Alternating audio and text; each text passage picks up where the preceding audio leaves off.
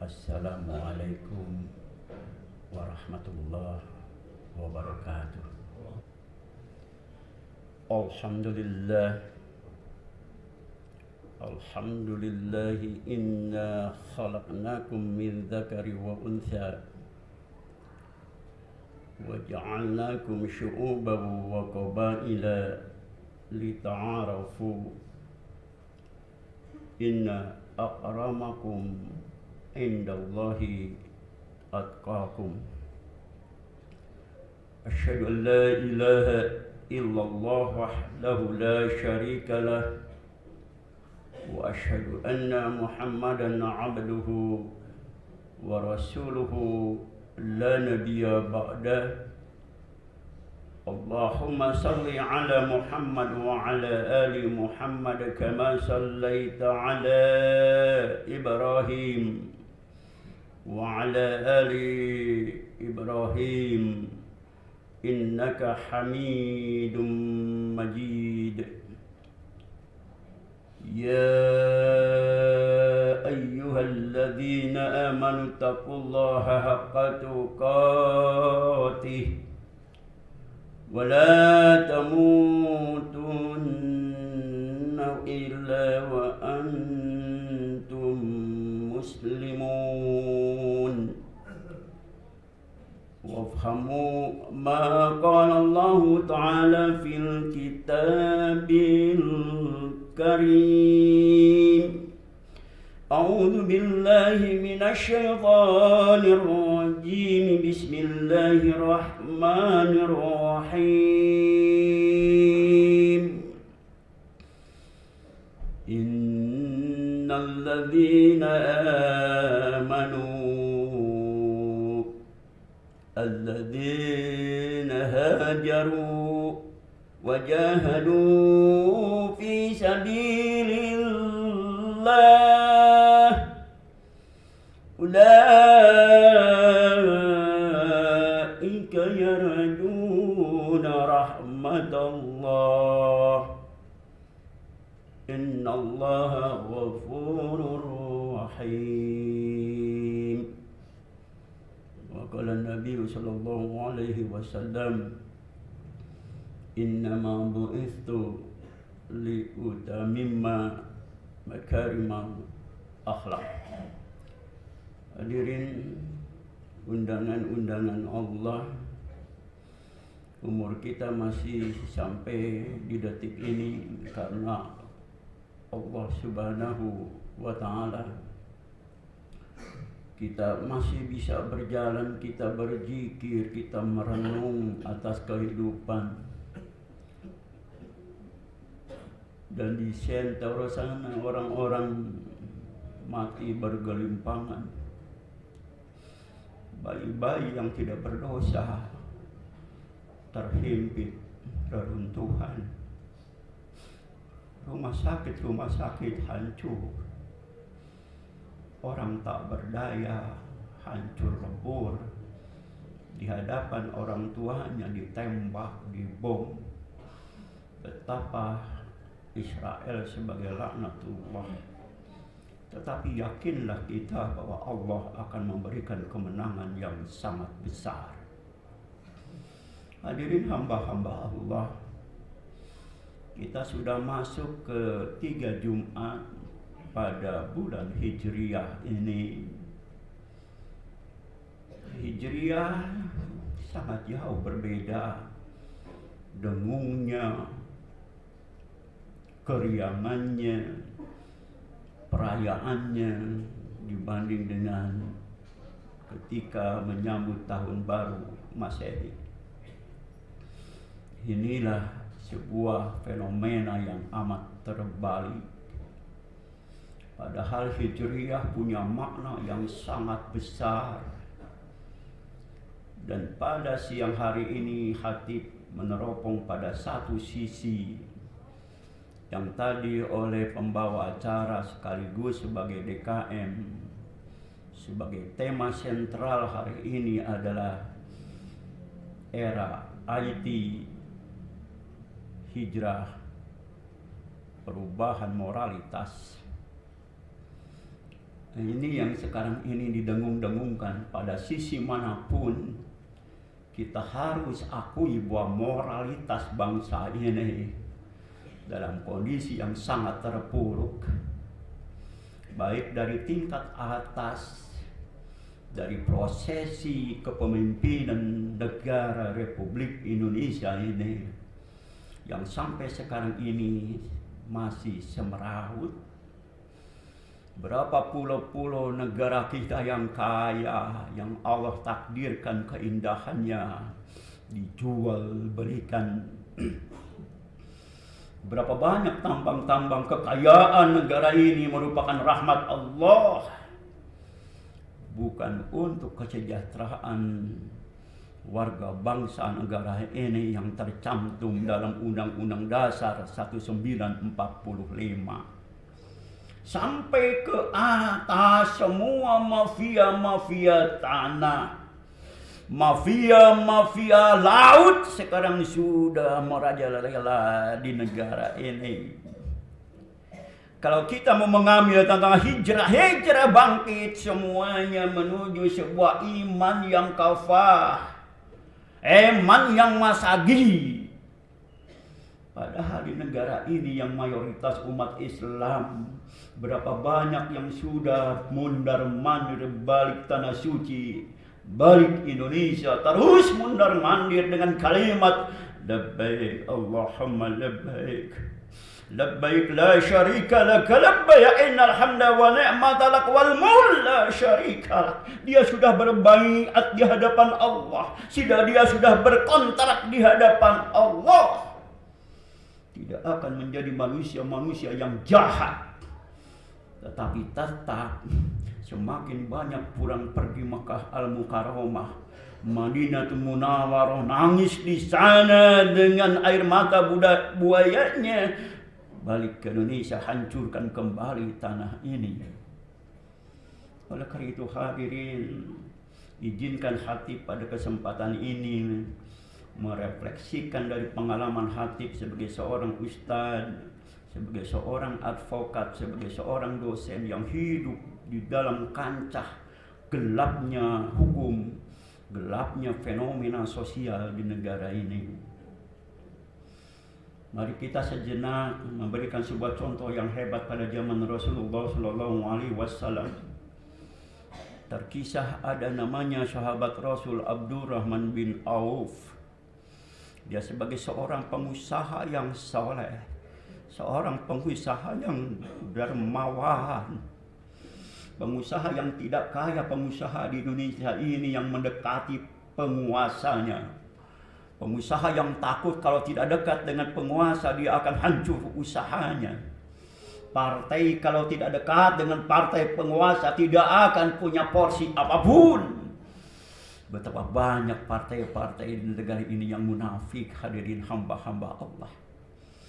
Tetapi ketika Abdurrahman bin Auf hijrah dengan Nabi Muhammad SAW, semua harta kekayaannya diserahkan kepada orang-orang yang tidak mampu, kepada kaum-kaum du'afa, orang-orang yang tidak mampu berdiri sedikit pun, dia semuanya dari hasil usahanya dia serahkan. Sehingga ada seorang sahabat bertanya, "Ya Abdurrahman, tidakkah engkau takut engkau akan hijrah, memerlukan harta kekayaan yang banyak?" "Ya Abdurrahman." Seorang pengusaha soleh yang dekat dengan Allah, yang zikirnya sambil menangis, dia katakan, "Rizki ilallah," rezeki itu dari Allah dan kembali kepada Allah. Rezeki yang menggenggam adalah Allah. Cepat maupun lambat yang ada di genggaman kita, cepat atau lambat yang ada di bank yang kita simpan, kalau qadarullah semuanya hilang dan lenyap. Itu kalimat dari Abdurrahman bin Auf. Ketika mumin hijriah ketika itu, mumin hijrah ketika itu, mumin yang sangat luar biasa.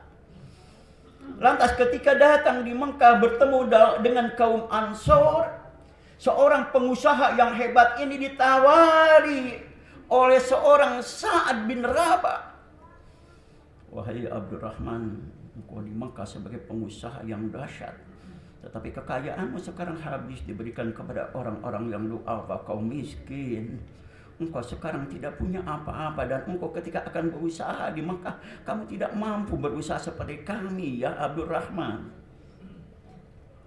Oleh karena itu kami tawarkan ini rumah tempati oleh engkau, kami pinjamkan kepada engkau, wahai Abdurrahman. Sambil memegang punggungnya ketika itu, apa kalimat Abdurrahman? Tidak ada yang mustahil bagi Allah. Seorang pengusaha apapun yang menggenggam rezekinya, yang menggenggam usahanya, hanya Allah saja. Kekuatan Abdurrahman bin Auf itu perlu kita contoh, hadirin hamba-hamba Allah. Bagaimana sekarang dalam era IT sekarang ini yang segalanya serba fitnah, segalanya serba hoak.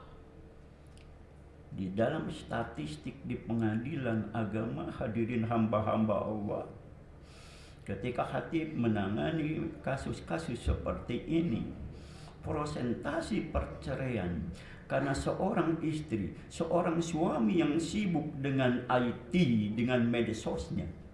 Seorang istri ketika suaminya datang dari kantor dengan capek, dengan kalimat Assalamualaikum, istrinya sedang TikTok, istrinya sedang YouTube.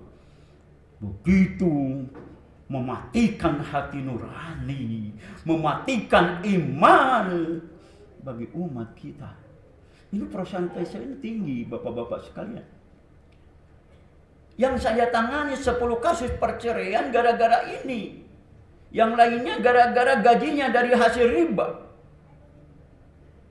Oleh karena itu mari kita reformasi kembali. Berapa banyak anak-anak balita kita yang berada di Cisarua Lembang di rumah sakit jiwa gara-gara IT seperti ini. Berapa banyak pemerkosaan, pembunuhan. Ketika di penyidikan anak itu mengatakan kami mencontoh apa yang ada di dalam HP kami, wahai penyidik. Bayangkan oleh kita, hadirin hamba-hamba Allah. Kalau kita membawanya kepada hal yang negatif, negatifnya lebih banyak daripada positifnya. Padahal di sini sudah banyak bagaimana Al-Quranul Karim. Berapa banyak orang-orang yang non-muslim berhijrah berada di dalam IG kita, YouTube kita. Orang-orang yang dakwah siapapun ada di IG kita. Kenapa tidak arahkan kepada hal-hal yang positif itu? Ini pertanyaan yang sangat mendasar, hadirin hamba-hamba Allah.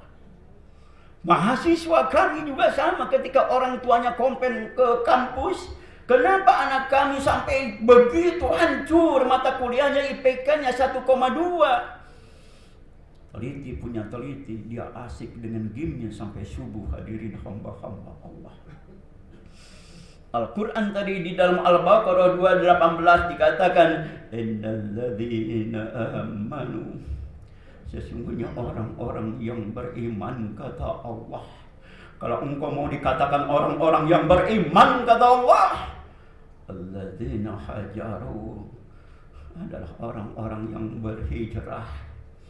Hijrah maknawi itu adalah kita kembali kepada kebenaran, dari kemaksiatan, dari kebiasaan yang buruk, dari pinjol yang menghancurkan generasi kita. Tetapi sampai sekarang ini, walaupun dikatakan di dalam sebuah persidangan sebagai bukti yang sangat legal, belum ditarik sebagai tersangka sampai hari ini di negara ini. Dahsyatnya minta ampun. Hukum kita di negara ini bisa dibeli, hadirin. Hukum di negara ini tinggal punya uang bisa hancur semuanya. Inilah wahajaru kita berhijrah, rumah tangga kita berhijrah, anak kita berhijrah, semuanya menuju Engkau ya Rabbana ya Karim. Maka doa kita sebagai seorang bapak, mama orang tahajud, kita berdoa dengan menangis di hadapan Allah. Rabbi habli minas salihin, Rabbi habli minal alimin, Rabbi habli minal mujahidin. Doa itu jangan bosan-bosan. Serahkan kepada Allah Subhanahu wa ta'ala. Maka kalimat ini yang 2:18 ini setelah wahajaru wajahadu. Hijrah perlu sebuah perjuangan. Mari kita berjuang bersama-sama. Masjid Nurul Jamil adalah masjid yang sampai hari ini jamaahnya begitu besar, mobil-mobil yang datang begitu banyak. Mari kita isi iman kita dengan nilai-nilai keimanan yang terbaik di hadapan Allah. Maka kalimat 218 itu diakhiri dengan kalimat Innallaha ghafurur rahim. Allah tahu engkau banyak dosa. Allah tahu engkau banyak maksiat. Allah tahu keluargamu tidak sakinah mawadah warahmah. Aku ampuni, kata Allah, agar engkau hari ini taubat di hadapanku.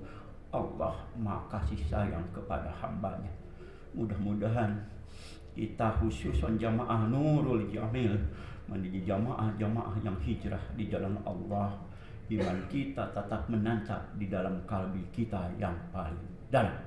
Barakallahu li wa lakum.